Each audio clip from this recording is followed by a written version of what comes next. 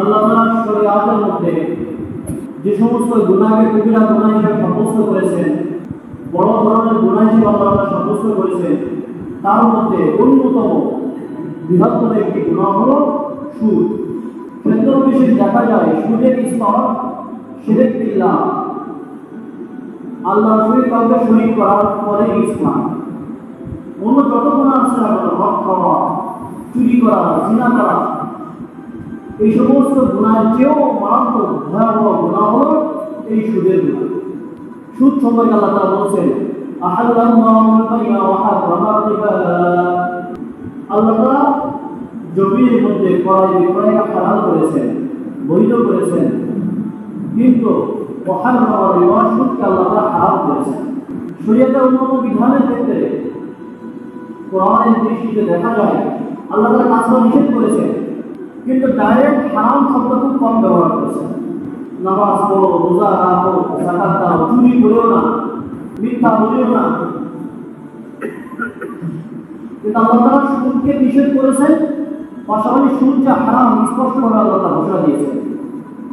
কোরআনের মধ্যে আল্লাহ তাআলা ঘোষণা দিয়েছেন, ইয়া আইয়ুহাল্লাযীনা আমানু, হে ঈমানদারগণ, লা তা'কুলুর রিবা আযআফান মুদাআফা, তোমরা সুদ খেও না, চক্রবৃদ্ধি হারে সুদ খেও না। তোমরা ওয়াত্তাকুল্লাহ, সুদের ক্ষেত্রে আল্লাহকে ভয় করো, লাআল্লাকুম তুফলিহুন, যাতে তোমরা সফলকাম হতে পারো।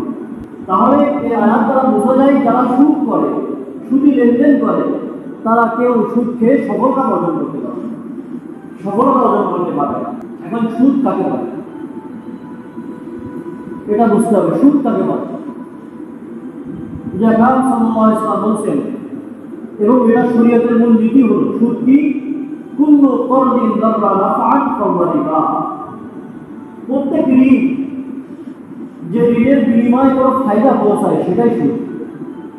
চাই সে ফায়দাটা টাকা হতে পারে অথবা অন্য কোনো পণ্য হতে পারে। উদাহরণস্বরূপ, আমি আপনার কাছ থেকে 1 লাখ টাকা ঋণ নিলাম, বিনিময়ে আমি 1,10,000 টাকা দিলাম, এটা প্রকাশ্য সুদ, এটা সবাই বোঝে। 1 লাখ টাকা নিয়েছি, ঠিক আছে, বিনিময়ে অতিরিক্ত আপনাকে 1 লাখ টাকাই দিয়েছি, কোনো অতিরিক্ত টাকা দেয় নাই, কিন্তু কি করলাম, আমার একটা মোটরসাইকেল আপনাকে চালাইতে দিলাম। দাদা আপনার কাছ থেকে 1 লাখ টাকা ঋণ নিয়েছি, তো আমার মোটরসাইকেলটা কিছুদিন আপনি চালাবেন।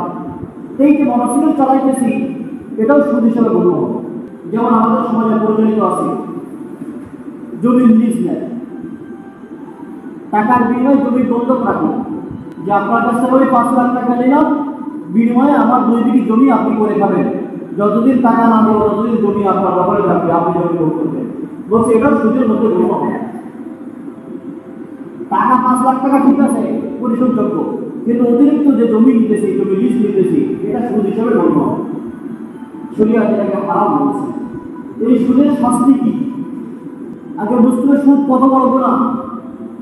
আল্লাহ তাআলা নিজে বলতেছেন, ফাইন লাম তাফআলু ফাআযানু বিহারবিন মিনাল্লাহি ওয়া রাসূলিহি।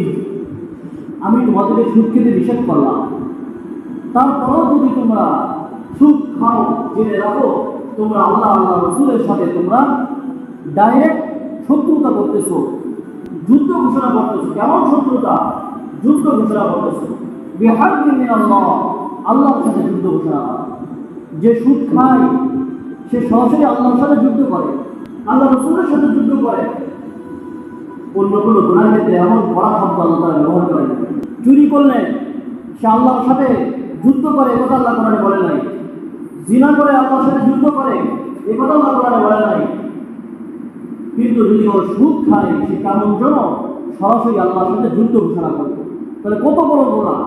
তো যা রাসূল সাল্লাল্লাহু আলাইহি ওয়াসাল্লাম সুদের গুনাহ স্তর বোঝাতে গিয়ে আল্লাহ রাসূল বলছেন আরেক জায়গায়, যা রাসূল সাল্লাল্লাহু আলাইহি ওয়াসাল্লাম বলেন, লিরিবা সালাসুন ওয়া সাবউনা বাবান আইসারুহা আইয়ানকাহা রাজুলুন উম্মাহু আও কামা ক্বালা আলাইহি সালাতু ওয়াস সালাম।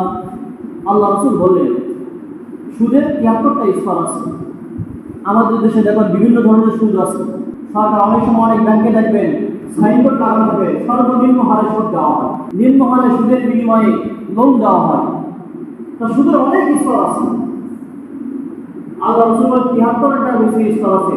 সুদের সর্বনিম্ন স্তর যেটা, যার চেয়ে ছোট আর যার চেয়ে নগণ্য কোনো সুদ হয় না, সর্বনিম্ন স্তরের সুদ হলো একজন ব্যক্তি নিজের মায়ের সহিত জিনা করলে যে পরিমাণ গুনাহ হতো তার চেয়ে বড় গুনাহ হলো সুদ করে নেওয়া।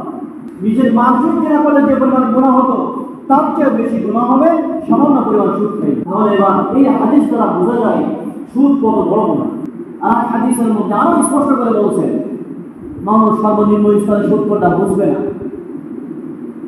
তারা হাদিসের মধ্যে আল্লাহ রাসূল আরো বলছেন, যদি কোনো ব্যক্তি 1 টাকা সুদ খায়, বেশি না, 1 টাকা সুদ করলো, 1 টাকা 1 দিরহাম, আল্লাহ রাসূল বলেন দিরহামুন রিবান, সামান্য 1 দিরহাম সুদ যদি কোনো ব্যক্তি খায়, আসাদু মিন সিত্তাতি ওয়া সালাসিনা জিনা, 36 বার জিনা করলে যে পরিমাণ গুনাহ হতো 1 টাকা সুদ খেলে তার চেয়ে বেশি গুনাহ হবে।